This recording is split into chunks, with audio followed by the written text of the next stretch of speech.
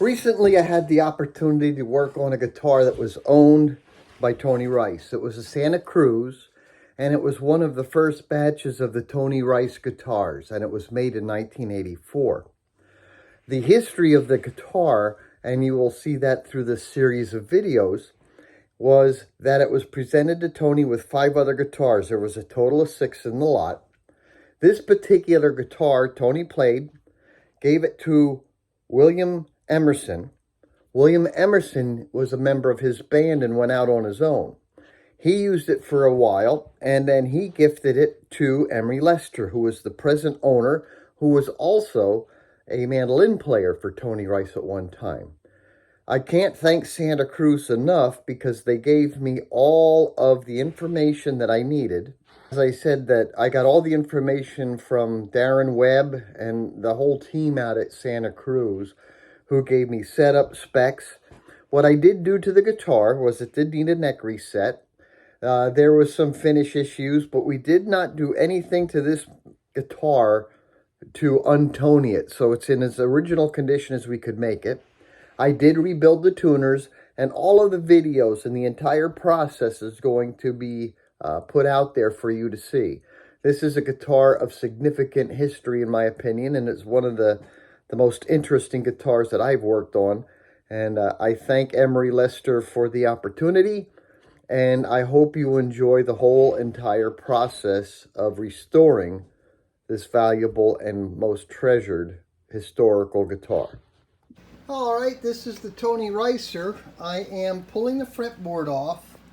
You can see I have the PID controller turned on. I now have about 6 minutes of heat, and this is how I'm going to loosen the fretboard extension.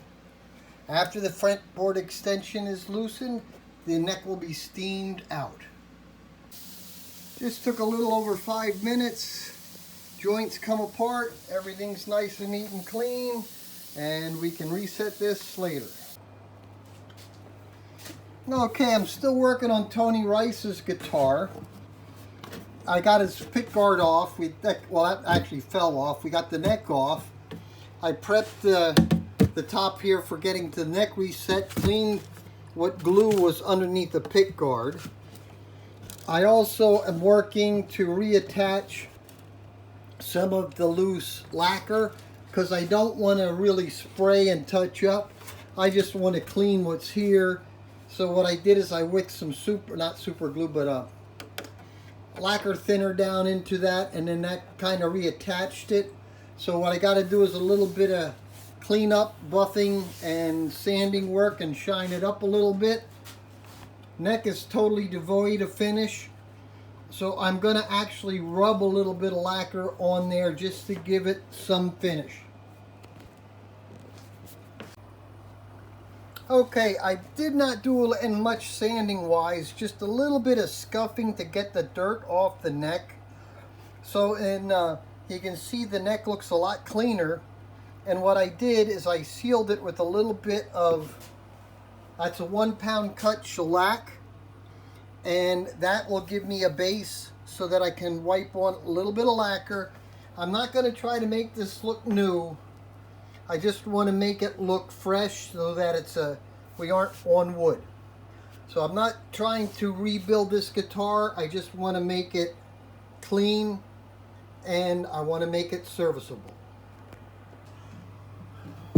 All right, I'm working on Tony's guitar, and look what I'm finding underneath the crud. Believe it or not, this is just wiping it down with a little mild solution of Dawn dishwashing soap and some elbow grease. I got to do a little buffing here to match up. That was where I put in some lacquer thinner to reattach the lacquer. The worst of the area is not surprising. It's right up here, and I'm not worried about making it look pretty.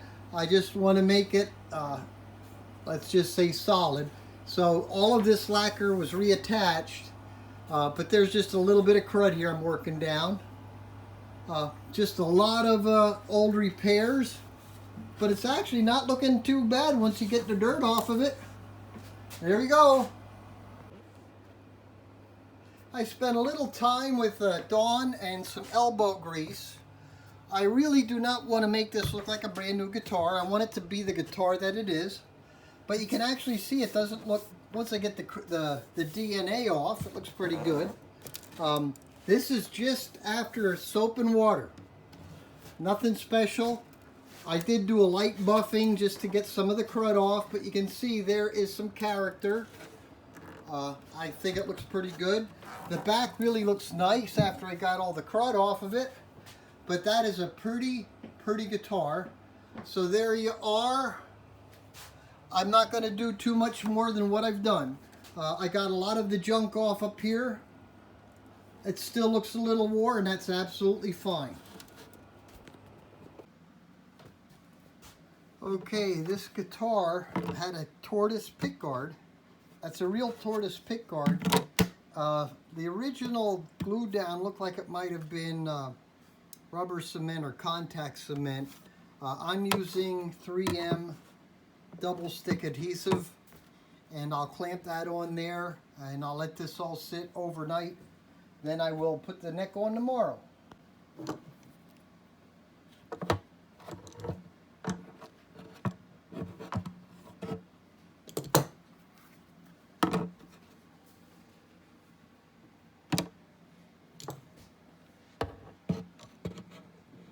And that's how I'm going to be clamping this down. On the Tony Rice guitar, there was an issue with the truss rod. And the truss rod nut originally was brass, and I exchanged that for a steel one. I also took a washer off, and you adjust it with this wrench. And it does take a little bit of force to do it, but now there is adjustment on the truss rod. When I turn it, I can get about 10 thousandths back bow, which I really don't need. So it is now working, and it is gonna go back on the guitar. All right, I'm back at Tony's guitar. I have most of the finished work that I wanted to get done, and I mean, it's again, I'm just wicked lacquer thinner and got it in underneath the cracks to help stick it back to the wood. There's a few minor little dry cracks here in the fretboard, and I'm addressing them from behind, and I'm working glue into those cracks, and I'm getting ready to set the neck, so we'll take care of all of that. You can see what the neck looks like with just a very light spray of seal and finish. Feels like wood, just cleaned it up. Okay, I'm in the process of setting the neck now. I have a number of videos on neck setting, but what I'm shooting for right now, here's a straight edge on the frets, okay? And the number that I'd like to see at the top here, I want to see about 3/30 seconds off the top, which is about where I'm at. I have a notched ruler that clears the frets, and you can see I'm just about on the top of the bridge, just a little bit. Now, I'm pretty darn close to where I want to be. I know the top will come up approximately a 1/16 of an inch. So I'm going to raise the neck just a little bit more. And I do that by working the heel of the neck here. All right.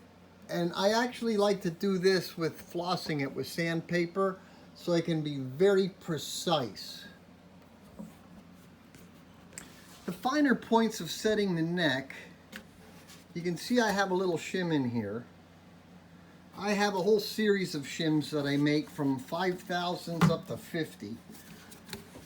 The most important thing you have to establish when you do this is how nice is this joint. You don't want it wobbly, but you can see the heel is loose because I've removed material on the heel in order to bring the neck back. So I have to shim the tenon accordingly to fit into the mortise. Now I actually put the shims in the mortise, but I'm going to make sure the neck is centered and that when I tighten it up, the heel pulls down. I want this neck to be firm. All right, I now have this neck exactly where I want it, with a straight edge on top of the frets. Okay. You can see how much I'm off the top of the bridge. Now the fret plane, as you can see, I'm about a 1/16. So I'm very happy with that. I have a 10,000 shim at the bottom of the heel. This neck is that tight right now, I could probably string it up. So, in fact, the next time you see this guitar, you'll see me setting up the saddle. Well, today's the day we're putting strings on Tony's guitar. He had he had 4 bone and 2 ebony pins. The action height that he liked was going to be a 2, 2.5, so I'm in the process of stringing it up. The truss rods are tricky to get at. It's a 3/8 inch nut, and if you remember, I told you I removed the brass and put a steel nut on it. I did a fret level. I checked the nut. I had rebuilt the tuners earlier, so the guitar is now getting strung up. I made a new bone saddle for it, and you can see she's coming back together. And you're gonna see this all done shortly. There you are, Emery Lester picking on Tony Rice's Cruz.